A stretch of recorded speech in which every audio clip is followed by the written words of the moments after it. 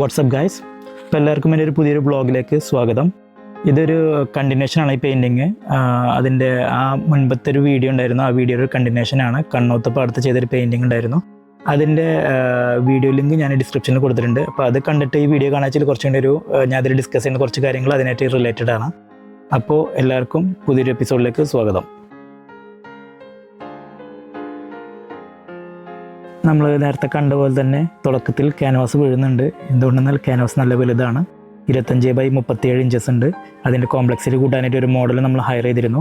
ഇപ്പോൾ മോഡൽ വെച്ച് ചെയ്യുമ്പോൾ നമ്മൾ മോഡലായിട്ട് ഇൻട്രാക്ട് ചെയ്യണം. അതായത് എനിക്ക് ഇങ്ങനത്തെ പോസ് വേണം, അങ്ങനെ പറഞ്ഞ് പോസ് ചെയ്യിക്കുന്നതാണ് ഇപ്പോൾ ഈ വീഡിയോയിൽ കണ്ടുകൊണ്ടിരിക്കുന്നത്. ഇപ്പോൾ എൻ്റെ മെയിൻ സബ്ജക്റ്റും ഈ മോഡലാണ് ഈ പെയിൻറ്റിങ്ങിനെ ഡൊമിനേറ്റ് ചെയ്യുന്നത്. അപ്പോൾ ഞാനത് മാക്സിമം ക്ലോസപ്പിൽ കാണിക്കാൻ നോക്കിയിട്ടുണ്ട്. അതുപോലെ തന്നെ അതിൻ്റെ ബാലൻസിങ്ങും ഞാൻ ശ്രദ്ധിച്ചിട്ടുണ്ട്. ഈ പെയിൻറ്റിങ്ങിൽ ക്യാരക്ടറാണ് ഫസ്റ്റ് ഇനീഷ്യൽ ജെസ്റ്റർ ചെയ്യുന്നതാണ് ഇപ്പോൾ കാണുന്നത്. ജെസ്റ്റർ ചെയ്തു, അതിനുശേഷം ഞാനത് കളേഴ്സ് ഫില്ല് ചെയ്യുന്നത്. എന്തുകൊണ്ടെന്നാൽ നമ്മൾ ആളെ രൂപരേഖ മൊത്തം ക്ലിയർ ചെയ്യണം നിർബന്ധമില്ല ഫസ്റ്റ് തന്നെ ചെയ്യുമ്പോൾ. എന്താ വെച്ചാൽ നമ്മളിത് ഒരു പെയിൻറ്റിങ് കംപ്ലീറ്റ് ആയിട്ട് നമ്മൾ ട്രീറ്റ് ചെയ്യണം. അല്ലാതെ ഒരു സൈഡിൽ നിന്ന് മാത്രം അങ്ങനെ ചെയ്ത് വരുന്നൊരു സിറ്റുവേഷൻ അല്ല പെയിൻറ്റിങ്ങിൽ ഉണ്ടാവുക, എസ്പെഷ്യലി പ്ലെയിനർ പെയിൻറ്റിങ്ങിൽ. ഇതിലെന്താ വെച്ചാൽ കുറേ ക്രൈറ്റീരിയ, അതുപോലെ കുറേ ഡിപ്പെൻഡൻസീസ് ഉണ്ട്. ലൈറ്റ് മാറിക്കൊണ്ടിരിക്കും. ലൈറ്റ് നമ്മൾ മുൻപ് പറഞ്ഞ പോലെ തന്നെ ഓരോ 20 മിനിറ്റ് കൂടുമ്പോൾ ലൈറ്റ് മൂവ് ചെയ്തുകൊണ്ടിരിക്കും. അപ്പോൾ നമ്മൾ മാക്സിമം ഷാഡോസ് ബ്ലോക്ക് ചെയ്യണമെങ്കിൽ നമുക്കത് ഈസി ആയിരിക്കും ഈ പ്രോസസ്സ്. അപ്പോൾ അതാണ് ഞാൻ ഇപ്പോൾ ചെയ്തുകൊണ്ടിരിക്കുന്നത്. നമ്മൾ മോഡൽ ഇടയ്ക്ക് റെസ്റ്റ് എടുക്കുന്നുണ്ട്. ഇപ്പോൾ ഇത് 2 ദിവസം സ്പ്ലിറ്റ് ചെയ്ത പെയിൻറ്റിംഗ് ആണ്. എന്താ വെച്ചാൽ ക്യാൻവാസ് വലുതായതുകൊണ്ട് കളേഴ്സ് ഫില്ല് ചെയ്യാനും അതിൻ്റെ ഡീറ്റെയിൽസ് കൊടുക്കാനും ടൈം എടുക്കുന്നതാണ്. Day 1 അപ്പോൾ ഞാൻ ഈ പെയിൻറ്റിങ് തുടങ്ങുമ്പോൾ മുമ്പ് തന്നെ ഇങ്ങനത്തെ കാര്യം പ്ലാൻ ചെയ്തിട്ടുണ്ടായിരുന്നു. അപ്പോൾ ഞാനിത് ഈ വീഡിയോ അല്ലെങ്കിൽ എൻ്റെ വ്ളോഗിങ്ങിലൂടെ ഞാൻ ഉദ്ദേശിക്കുന്നത് എൻ്റെ തോട്ട്സാണ്. അത് പെയിൻറ്റിങ് ചെയ്യുമ്പോൾ whether it's success or failure, ഞാൻ എന്താണ് എന്നോട് തന്നെ പറയുന്നത്. അതായത് ഞാൻ സെൽഫ് ടോക്ക് അല്ലെങ്കിൽ ഞാൻ എന്നോട് തന്നെ പറയുന്നുണ്ട് പെയിൻറ്റിങ് ചെയ്യുമ്പോൾ ഇത് ഇങ്ങനെ ട്രീറ്റ് ചെയ്യണം. അതായത് painting what if it's when wrong, okay, ഒന്നും നമുക്ക് നഷ്ടപ്പെടാനല്ല. പെയിൻറ്റിങ് വർക്കായില്ലെങ്കിലും ഓക്കെ, അതൊരു എക്സ്പീരിയൻസ് ആണ്, അങ്ങനെയായിട്ട് ട്രീറ്റ് ചെയ്താൽ മതി. അതുപോലെ തന്നെ പെയിൻറ്റിങ് സക്സസ് ആണെങ്കിൽ ഓക്കെ, ഗുഡ് ഫോർ യു, നിങ്ങൾക്ക് അടുത്തൊരു പെയിൻറ്റിങ് ചെയ്യാൻ ഇൻസ്പിറേഷനായി. ഇതാണ് ഞാൻ മോഡലായിട്ട് ഇൻട്രാക്ട് ചെയ്തിരുന്നു. മോഡലിന് കഷ്ടിച്ചൊരു 10 to 20 മിനിറ്റ്സാണ് പോസ് ചെയ്തത്. ഇപ്പോൾ നമ്മൾ ഇതിലപ്പോൾ എന്തുകൊണ്ട് ഞാനിപ്പോൾ മോഡലിനെ ഫസ്റ്റ് ചെയ്തതെന്ന് ചോദിച്ചാൽ, മോഡൽ ഒരു ഹ്യൂമനാണ് അവിടെ നിൽക്കുന്നത്, ഈ വെയിലത്ത് നിൽക്കുന്നത്. അപ്പോൾ അവരെ മാക്സിമം നമ്മൾ ഫ്രീ ആയി കൊടുക്കണം. പെയിൻറ്റിങ് നമുക്ക് ബാക്കിയുള്ളതൊക്കെ ഫില്ല് ചെയ്യും, അതെല്ലാം അവിടെ തന്നെ ഉണ്ട്. പാടത്തിൻ്റെ ഭാഗങ്ങളും കാര്യങ്ങളൊക്കെ വൈക്കോൽ ഇവൻ അവിടെ ഉണ്ടാകും. അപ്പോൾ അങ്ങനെ ഞാൻ ആദ്യം സ്കെച്ച് ചെയ്തു മാക്സിമം ബ്ലോക്ക് ചെയ്തിട്ടുണ്ടെങ്കിൽ അത് എനിക്ക് ഈസി ആയിട്ട് അങ്ങനെ he can handle his own things. അതായത് അങ്ങനെയൊക്കെ ജോലി ചെയ്യാൻ പോകണമെങ്കിൽ അങ്ങോട്ട് പോകാം, കാര്യങ്ങൾ ചെയ്യാം. അപ്പോൾ ഈ പറഞ്ഞ പോലെ ഈ മോഡലിൻ്റെ നമ്പറൊക്കെ ഞാൻ കളക്ട് ചെയ്തിരുന്നു. പിറ്റേ ദിവസം വരണം അങ്ങനെ റിക്വസ്റ്റ് ചെയ്തിട്ടുണ്ടായിരുന്നു. അങ്ങനെ Day 2 വന്നിരുന്നു. അപ്പോൾ ഈ മോഡലിനെ ഞാൻ ആക്സിഡൻ്റലി കണ്ടുമുട്ടിയതാണ്. ആക്ച്വലി ഞാൻ മുൻപത്തെ പെയിൻറ്റിങ് ചെയ്തപ്പോൾ കണ്ട ബായി അല്ല ഇത് വേറൊരു ബായിയാണ്. ഞാൻ Day 1 അതായത് ഈ പെയിൻറ്റിങ് നടക്കുന്ന ടൈമിൽ ഞാൻ ഈ ലൊക്കേഷനിലേക്ക് വന്നു. അപ്പോൾ അവിടെ ട്രാക്ടറിലുണ്ടായിരുന്ന ഒരു ബായിയാണിത്. അപ്പോൾ ഞങ്ങൾ സംസാരിച്ച് അങ്ങനെ പെയിൻറ്റിങ്ങിന് വന്നാണ്. ലൊക്കേഷനിൽ ഇങ്ങനെ പോസ്റ്റ് ചെയ്യാൻ പറ്റിയതിൽ ഒരു ഹെൽപ്പായിരുന്നു. ഞാൻ അതിനുള്ള എന്താ വെച്ചാൽ ചെയ്യാമെന്ന് പറഞ്ഞിട്ടുണ്ടായിരുന്നു. അപ്പോൾ ആൾ ഹാപ്പി ആയിരുന്നു. നമ്മൾ എന്തെങ്കിലും കൊടുക്കുക എന്നുള്ളതിലുപരി അവർ ചെയ്യാനുള്ളൊരു സന്തോഷമുണ്ടല്ലോ, അതാണ് നമുക്ക് അതിനേക്കാൾ വലിയൊരു റിവാർഡ്. എന്താ വെച്ചാൽ നമ്മൾ എല്ലാവർക്കും അവരുടെ ടൈം വാല്യുബിളാണ്.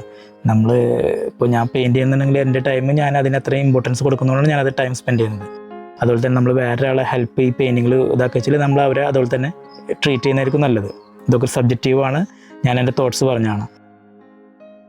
ഇപ്പോൾ പെയിൻറ്റിങ്ങിന് ഇപ്പോൾ Day 1 ഇപ്പോഴും കംപ്ലീറ്റ് ആയിട്ടില്ല. ഞാനത് ഫില്ല് ചെയ്തിരുന്നു, ഫുള്ള് കംപ്ലീറ്റ് ഫില്ല് ചെയ്തുകൊണ്ടിരിക്കുകയാണ് പെയിൻറ്റിങ്ങിൻ്റെ. ഏറെക്കുറെ ഈ സ്റ്റേജെത്തിയപ്പോൾ എനിക്ക് കുറച്ച് ഗ്രിപ്പ് കിട്ടി. അതായത് ഞാൻ പറഞ്ഞില്ല, പെയിൻറ്റിങ് നമ്മൾ എന്താ പറയുക, എല്ലാതും ചെന്ന ദിവസമൊക്കെ ചെയ്യുന്നതെല്ലാം മാസ്റ്റർ പീസായിട്ട് വരുന്നത് യാതൊരു നിർബന്ധമില്ല. ഈവൺ മാസ്റ്റേഴ്സിന് അറിയില്ലായിരുന്നു മാസ്റ്റേഴ്സ് ചെയ്യുന്ന പെയിൻറ്റിങ് അത് മാസ്റ്റർ പീസാണെന്നുള്ളത്. അപ്പോൾ അത് അതിൻ്റെ ഒരു ഐറണിയാണ്. അപ്പോൾ ഈ പെയിൻറ്റിങ്ങിൽ ഇപ്പോൾ എനിക്ക് കുറച്ച് ഗ്രിപ്പ് വന്നു. എന്താ വെച്ചാൽ എൻ്റെ മെയിൻ സബ്ജക്റ്റ് ഞാൻ പ്ലേസ്മെൻറ്റ് സെറ്റ് ചെയ്തിരുന്നു. അതുപോലെ തന്നെ ക്യാരക്ടർ ആഡ് ചെയ്തിട്ട് അതിനെ കോമ്പോസിഷൻ വൈസ് ഞാൻ ട്രീറ്റ് ചെയ്തു. ഇപ്പോൾ Day 1 എനിക്ക് ഇത്രത്തോളം ഫില്ല് ചെയ്യാൻ പറ്റി. ക്യാൻവാസിൽ ബേസ് കളറൊക്കെ ഫില്ല് ചെയ്യാൻ പറ്റി. അപ്പോൾ ഞാനിത് റിപ്പീറ്റ് പറഞ്ഞു കൊടുക്കാം, ബേസ് കളർ ഫില്ല് ചെയ്തു അല്ലെങ്കിൽ ബ്ലോക്ക് ചെയ്തു എന്ന് പറയുന്നത് എന്താ ഉദ്ദേശിച്ചാൽ, ഇപ്പോൾ ക്യാൻവാസ് എന്ന് പറയുന്നത് ഒരു 2D സർഫേസാണ്. അപ്പോൾ അതിൽ നമ്മൾ കളേഴ്സ് മാക്സിമം ഫില്ല് ചെയ്താൽ ഞാൻ ഓൾറെഡി പ്ലാൻ ചെയ്തിട്ടുണ്ടായിരുന്നു 2 ദിവസത്തിൽ ചെയ്യുന്ന പെയിൻറ്റിങ്ങാണ്. അപ്പോൾ Day 1 ഞാൻ മാക്സിമം എൻ്റെ ഒരു പ്ലാനിങ് എന്താ വെച്ചാൽ ഈ ക്യാൻവാസ് ഫില്ല് ചെയ്യുക.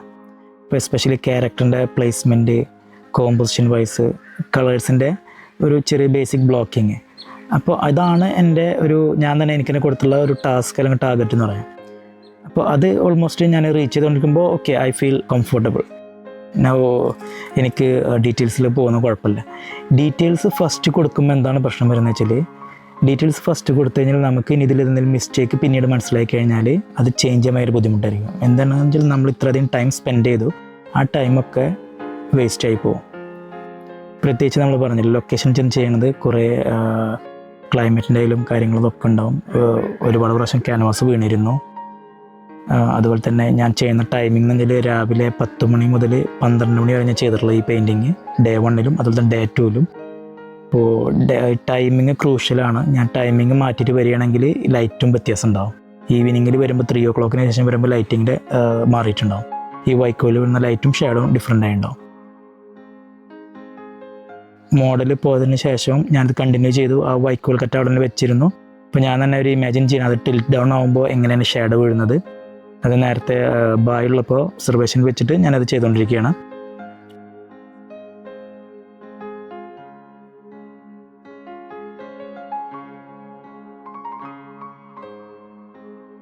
അപ്പോൾ നമ്മളിത് ഡേ 2-ലേക്ക് കിടക്കുകയാണ്. അപ്പോൾ അതായിരുന്നു ഡേ 1-ൻ്റെ ഒരു കംപ്ലീഷൻ.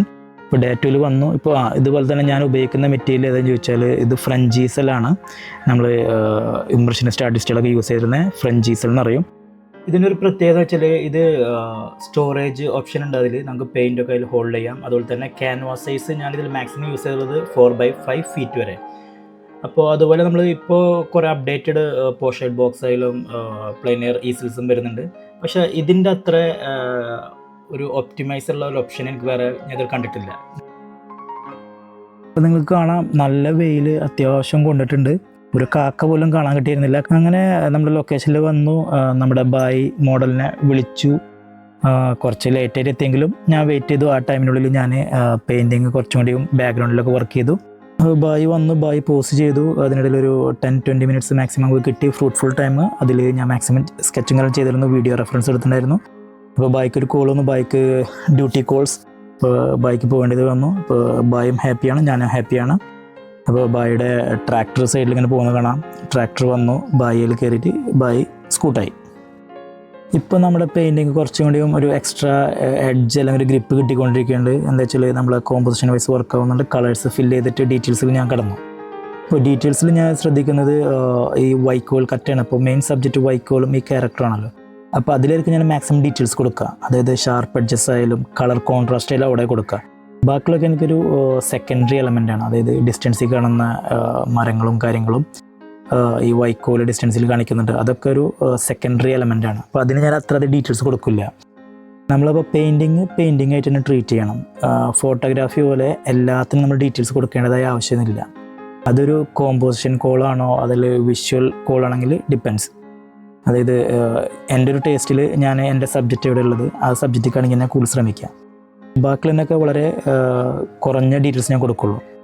കൂടുതൽ ഫോക്കസ് ഈ ക്യാരക്ടറിന് കൊടുക്കുക. അപ്പോൾ ഓട്ടോമാറ്റിക് ഒരു ഡെപ്ത് ഓഫ് ഫീൽഡ് അവിടെ ക്രിയേറ്റ് ചെയ്യുന്നതാണ് അങ്ങനത്തെ വരുമ്പോൾ.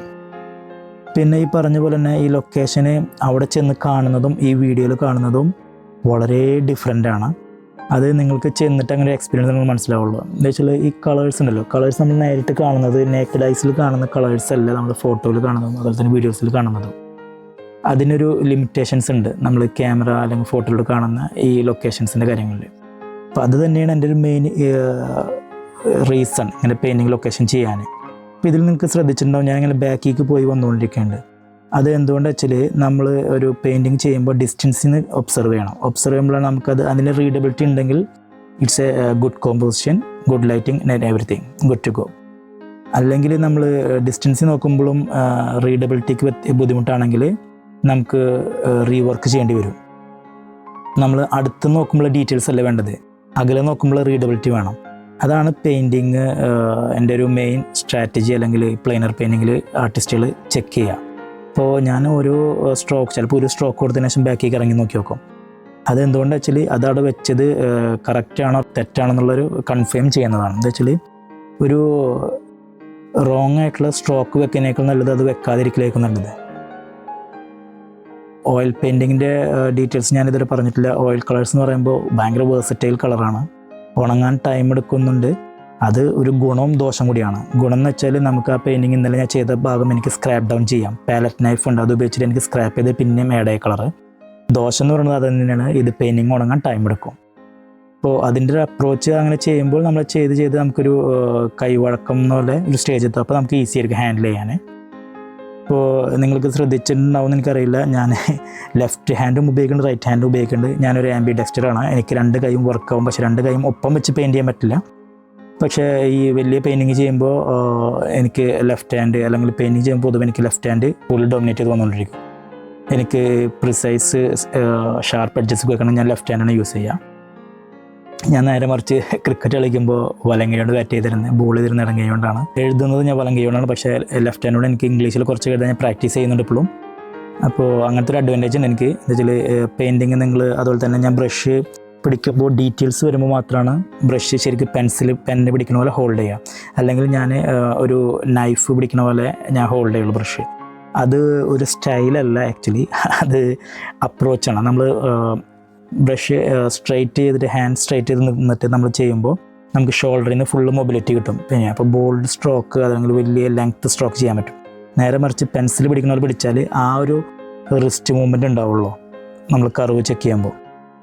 അപ്പോൾ ആ ഒരു ചേഞ്ച് കറക്റ്റ് പെയിൻറ്റിങ്ങിൽ നമുക്ക് റിഫ്ലക്റ്റ് ചെയ്യും, എസ്പെഷ്യലി വലിയ പെയിൻറ്റിങ് ചെയ്യുമ്പോൾ. അപ്പോൾ നമ്മൾ വൈക്കോൽ കറ്റ് അവിടെ വെച്ചിട്ടുള്ളത് റെഫർ ചെയ്തിട്ട് ഞാൻ പെയിൻറ്റിങ് പ്രോഗ്രസ് ചെയ്തുകൊണ്ടിരിക്കുകയാണ്. അപ്പോൾ ഇനി ഡീറ്റെയിൽസിൻ്റെ ഭാഗങ്ങൾ, അതുപോലെ തന്നെ ലേറ്റസ്റ്റ് ലൈറ്റ് എല്ലാം ഞാൻ ഈ പെയിൻറ്റിങ്ങിൽ ചെയ്തിട്ടുള്ളത് ഈ വൈക്കോൽ കറ്റമ്മിലാണ് ഈ മോഡൽ ഹോൾഡ് ചെയ്തിട്ടുള്ളത്. അതുപോലെ തന്നെ ഏറ്റവും ഡാർക്കസ്റ്റ് ഡാർക്ക് വരുന്നത് ഈ മോഡലിൽ തന്നെയാണ് വരുന്നത്. ചില മോഡലിൻ്റെ ബാക്കിലോട്ടാണ് ലൈറ്റ് ഹിറ്റ് ചെയ്യുന്നത്. അതായത് ലൈറ്റ് ഡയറക്റ്റ് ഇയാളെ ബാക്കിൽ നിന്ന് ഹിറ്റ് ചെയ്യുമ്പോൾ അങ്ങനെ ഫുള്ള് ഷാഡോയിലുണ്ടാവുക. അപ്പോൾ ആ ഷാഡോ ഷേപ്പാണ് ഞാൻ അവിടെ ബ്ലോക്ക് ചെയ്തത് ഇനീഷ്യലി. ഒക്കെ ഒരു കോമ്പോസിഷൻ കോളാണ്. എന്താ വെച്ചാൽ നമുക്ക് പെയിൻറ്റിങ്ങിൽ പോയിട്ട് അങ്ങേരെ ഫുള്ള് ക്ലീൻ ചെയ്തിട്ട് വരയ്ക്കേണ്ടത് ആവശ്യം വരുന്നില്ല ഷാഡോ കാണിക്കുമ്പോൾ. റീഡബിലിറ്റി, അതായത് ഹ്യൂമൻസ് എപ്പോഴും ഷാഡോസ് ഷേപ്പാണ് നോക്കുക. നമ്മൾ ഒരു ഒബ്ജക്റ്റ് കാണുമ്പോൾ നമ്മൾ എപ്പോഴും ഹ്യൂമൻസ് റെക്കഗ്നൈസ് ചെയ്യുന്നത് ആളെ ഷേപ്പ് വെച്ചിട്ടാണ്. അപ്പോൾ ഈ ക്യാരക്ടറിന് അത്ര ഡീറ്റെയിൽസ് ഞാൻ കൊടുത്തിട്ടില്ലെങ്കിലും ആകെ വരുന്ന സ്കൈ എന്നുള്ള റിഫ്ലക്ഷൻ ഫേസിലൊന്ന് ബ്ലൂ ലൈറ്റ് വീഴുന്നുണ്ട്. അതാണ് ഞാൻ കൊടുത്തിട്ടുള്ള ഡീറ്റെയിൽ. ബാക്കിയുള്ളതൊക്കെ നമ്മൾ ഷേപ്പ് വെച്ച് നമ്മൾ തന്നെ ക്രിയേറ്റ് ചെയ്യുന്നതാണ്. ഹ്യൂമൻസ് തന്നെ നമ്മൾ വിഷ്വലി ക്രിയേറ്റ് ചെയ്യുന്നതാണ്, നമ്മൾ അങ്ങനത്തെ ഒരു ഹിൻറ്റ് കൊടുക്കുന്നതാണ്. അപ്പോൾ അതാണ് ഇവിടെ ഞാൻ ചെയ്തിട്ടുള്ളത്. അത് നമുക്ക് ലാസ്റ്റ് ഈ ക്യാരക്ടറിൻ്റെ ക്ലോസപ്പ് കാണിക്കുമ്പോൾ കുറച്ചും കൂടി അണ്ടർസ്റ്റാൻഡിങ് വരുന്നതായിരിക്കും. അപ്പോൾ ഈ പെയിൻറ്റിങ് ഓൾമോസ്റ്റ് ഫൈനൽ സ്റ്റേജിലേക്ക് എത്തിക്കൊണ്ടിരിക്കുന്നു. ഇപ്പോൾ നിങ്ങൾക്ക് ഒബ്സർവ് ചെയ്ത് മനസ്സിലാവും, ഞാൻ പെൻസിൽ പിടിക്കുന്ന പോലെയാണ് ഇപ്പോൾ ബ്രഷ് പിടിച്ചിട്ട് ചെയ്യുന്നത്, ചെറിയ ഡീറ്റെയിൽസ് ഒക്കെ ചെയ്യുന്നത്. പെയിൻറ്റിങ്ങിൻ്റെ ഒരു ലാസ്റ്റ് സ്റ്റേജിലേക്ക് എത്തിയിരിക്കുന്നു. അപ്പോൾ ഞാൻ സോ ഫാർ ഹാപ്പിയാണ്. ഈ പെയിൻറ്റിങ്ങിൻ്റെ ഡീറ്റെയിൽസിലായാലും സിംപ്ലിഫൈ ചെയ്തതിലും ഹാപ്പിയാണ്. അപ്പോൾ മറ്റൊരു പെയിൻറ്റിങ്ങുമായി നമുക്ക് വേറെ എപ്പിസോഡ് വരുന്നവരെ happy painting, keep painting guys, seriously.